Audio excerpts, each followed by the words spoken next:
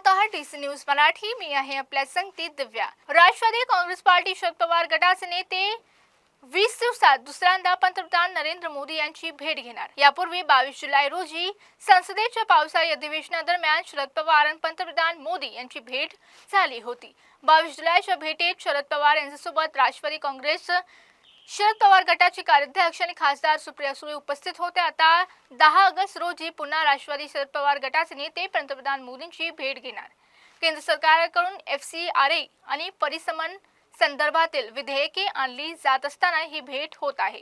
राष्ट्रवादी शरद पवार गटाचे FCRA विधेयकांच्या सध्याच मसुद्याला विरोध केला। हे विधेयक मागे घेऊन संयुक्त संसदीय समितीकडे पाठवावे अशी पक्षाची मागणी आहे। परिसमनाच्या मुद्द्यावर सुप्रिया सुळे यांनी यापूर्वी भूमिका स्पष्ट केली।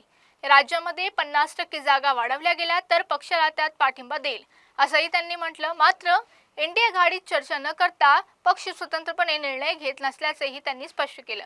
गेल्या काही महिन्यांपासून राष्ट्रवादी शरद पवार गटाचे महाविकास आघाडीचे साथ सोडून महायुतीत सहभागी होणार याची चर्चा सुरू आहे।